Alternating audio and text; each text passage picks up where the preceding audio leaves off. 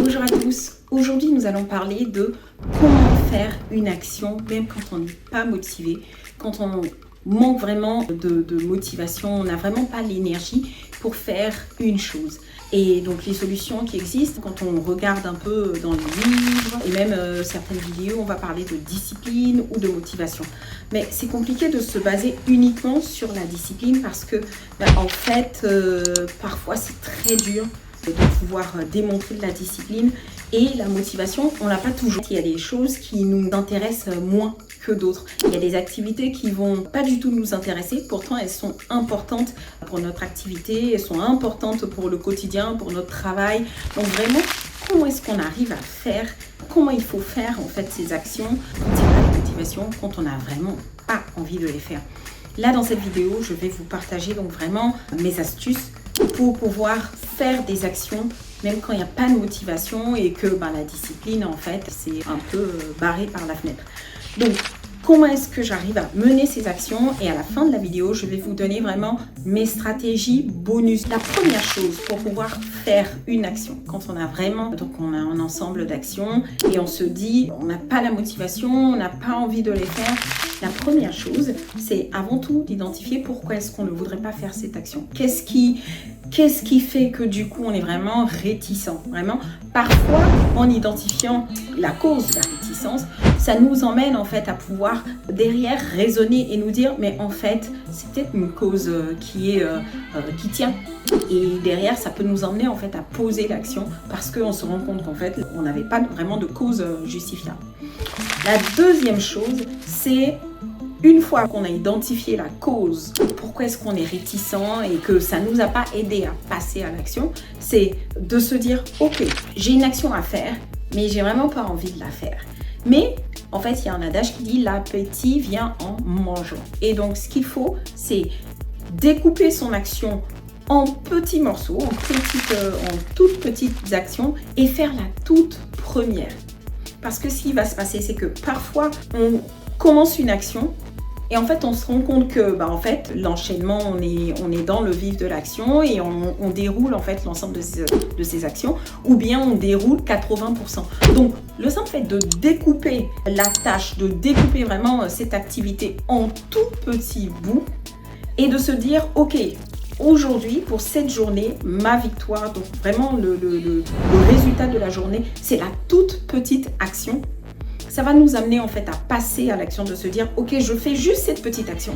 Et en fait derrière, une fois qu'on a fait cette petite action, on peut être entraîné à dérouler les autres petites actions qui suivent. Donc vraiment passer à l'action, donc découper son activité en toutes petites actions, en actions vraiment très petites, et commencer la toute petite. Ça peut nous entraîner en fait dans l'enchaînement et au final se rendre compte qu'on a fait 50% de l'activité ou même 80 ou 100% de l'activité. Donc ça c'est vraiment une stratégie aussi pour faire une action quand on n'a vraiment pas envie, la découper en tout petit et commencer juste avec la toute petite action. La troisième chose, la troisième stratégie, quand on n'a vraiment pas de motivation et qu'on n'a vraiment pas envie de faire une action, ce qu'il faut se dire c'est ok, quand vous vous levez le matin, identifiez en fait les activités importantes de la journée. Et ce que vous pouvez faire, c'est vous focaliser uniquement sur ces actions. C'est-à-dire, la journée, elle démarre, vous identifiez 3 actions. 3 actions et la journée, elle ne se termine pas si vous n'avez pas terminé ces 3 actions. Vraiment, d'avoir en tête que vous avez uniquement ces 3 actions à faire, ça vous permet déjà de déstresser, de vous calmer et de vous rendre compte qu'en fait, si vous faites ces 3 actions, votre journée, elle est gagnée. Et derrière, c'est vraiment une façon pour vous d'atteindre cet objectif de ces 3 actions. Même sans motivation, vous vous dites, ok, je fais ces 3 actions, ma journée, elle est gagnée. Et là, vous passez à l'action, vous faites ces 3 actions, votre journée, elle est gagnée parce que vous avez fait ces 3 actions. Maintenant, je vous ai dit que j'allais vous partager mes stratégies ultimes. Quand vraiment, j'ai tout essayé. Donc, je fais cette liste de 3 actions. J'ai divisé par petits bouts les actions. Et en fait, il n'y a toujours pas de motivation. J'ai vraiment pas envie de faire même la toute petite action.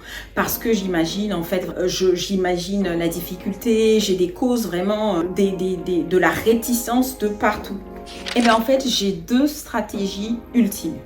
Donc la première qui parfois m'aide, c'est d'utiliser, donc bon, les deux elles vont ensemble, le bâton et la carotte. Donc je vais commencer par la carotte. La stratégie de la carotte, c'est de me récompenser, vraiment. Quand il y a une action que j'ai vraiment pas envie de faire, mais qui est importante, il faut que je la fasse, et bien en fait j'identifie quelle va être ma rémunération derrière ma. Donc je prends vraiment une incentive qui me plaît vraiment, qui va vraiment me motiver. Donc ça peut être de m'acheter des vêtements, ou ça peut être de m'autoriser en fait une activité, et ça c'est vraiment à vous de décider qu'est-ce que vous allez utiliser comme récompense si vous avez terminé cette action.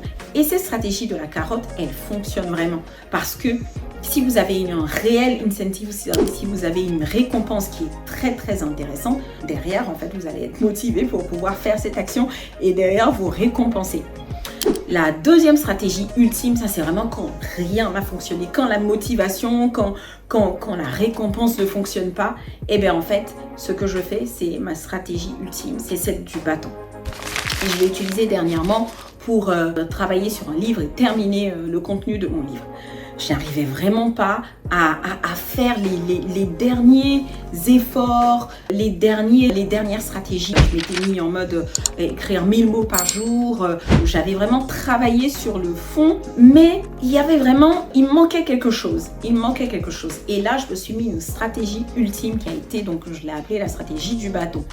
C'est-à-dire que j'ai fait un pari avec un ami. Je lui ai dit, écoute, si à telle date, je n'ai pas terminé mon livre, je te donne 1000 euros. Pour moi, 1000 euros, c'est gros, c'est énorme et je ne voudrais pas donner 1000 euros comme ça gratuitement. Je peux faire un cadeau, mais là, en perdant un pari, donner 1000 euros à quelqu'un, c'était un énorme pari pour moi, c'était gros.